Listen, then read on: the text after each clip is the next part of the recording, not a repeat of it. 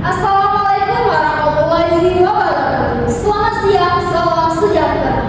Sebelumnya izinkan perkenalkan nama saya Rizkia Fauzia dengan NIM 2501652 dari Prodi Pendidikan Bahasa dan Sastra Indonesia, Fakultas Bahasa dan Seni, Universitas Negeri Padang.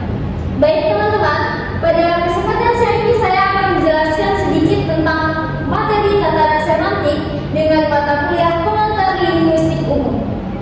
Nah, langsung saja saya masuk pada materi yang pertama, itu ada pengertian semantik. Nah, jadi pengertian semantik adalah cabang linguistik yang mempelajari makna dalam bahasa. Secara etimologi, semantik adalah dari bahasa Yunani, artinya semantikos, yang berarti penting.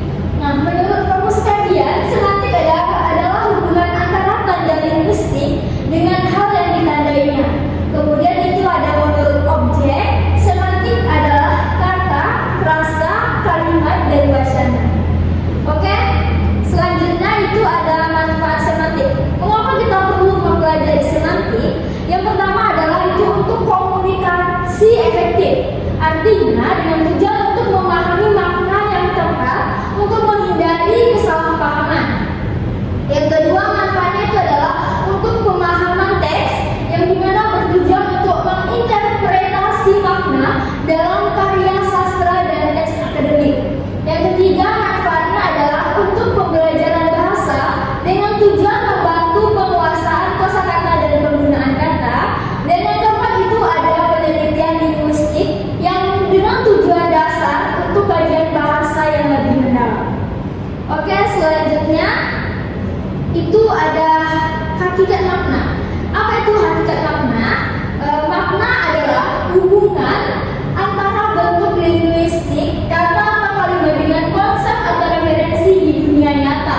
Bisa kita lihat makna kata itu bisa disampaikan dalam bentuk kata atau kalimat, kemudian disaring oleh otak dan berbentuk seperti makna atau referensi. Contohnya adalah kata bunga. Konsepnya tumbuhan berbunga atau bunga uang. Itu menurut Polisemi. Selanjutnya itu ada jenis makna. Jenis makna yang di bagian pertama itu ada makna leksikal, yang dimana makna terdapat dalam kamus atau makna dasar kata. Contohnya kuda. Kuda merupakan sama dengan hewan berkaki empat. Yang kedua itu ada makna gramatikal, yang dimana makna yang muncul akibat proses gramatikal atau afiksasi dan reduplikasi. Contohnya itu ada membaca sama dengan melakukan aktivitas baca. Yang ketiga itu ada makna kontekstual, yang dimana makna yang muncul sesuai konteks kalimat. Contoh kepala sekolah dengan versus kepala saya pusing. Kemudian itu ada jenis makna bagian 2. Yang keempat itu makna denotatif, yaitu makna sebenarnya atau objektif tanpa nilai rasa. Contohnya kurus sama dengan berat badan kurang. Kemudian itu ada makna konotatif, makna yang mengandung nilai rasa positif atau negatif. Contoh yang konotasi negatif itu kurus, dan contoh dari konotasi positif itu ada langsing.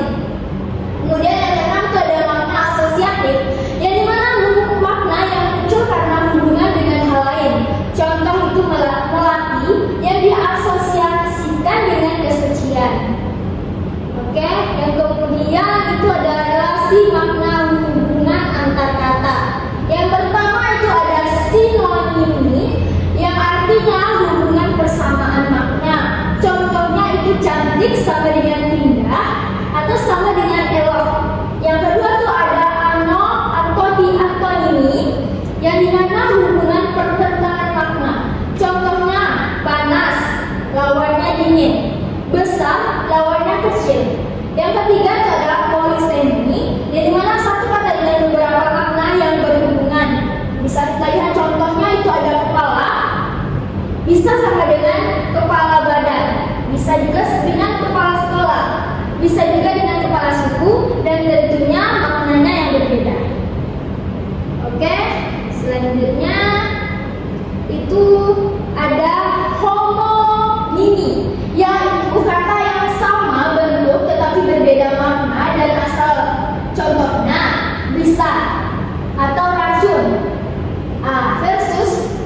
bisa, dapat atau mampu. Jadi dia memiliki dua kata tapi dengan makna yang berbeda. Misal itu bisa, kita bisa mengartikan dengan racun. Kalau kata lainnya bisa kita artikan dengan kata dapat atau kata mampu.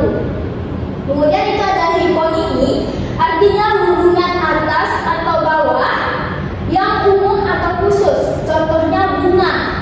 Bunga superordinat itu bisa kita hubungkan dengan mawar, melati atau anggrek yang disebut dengan hiponim. Kemudian itu yang keenam ada ambiguitas, yaitu ketaksaan atau kesamaan makna dalam kalimat. Contohnya itu ada ibu memasak di rumah dengan tanda kutip, itu sama dengan ibu yang memasak atau di rumah, seperti itu. Kemudian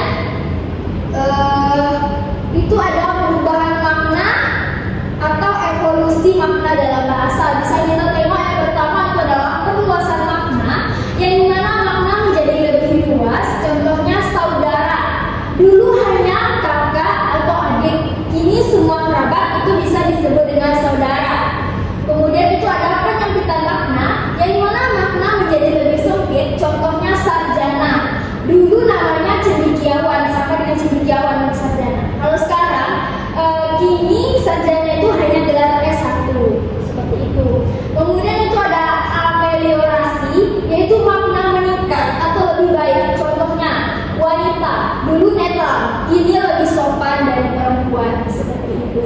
Kemudian itu ada peyorasi, yaitu makna menurun atau lebih buruk. Contohnya bini, dulu netral, sekarang kesannya tuh lebih kasar. Jadi orang sekarang kalau nyebut bini itu istri, seperti itu. Kemudian hanya itu materinya. Jadi kesimpulan pada tataran semantik itu bisa kita rangkum.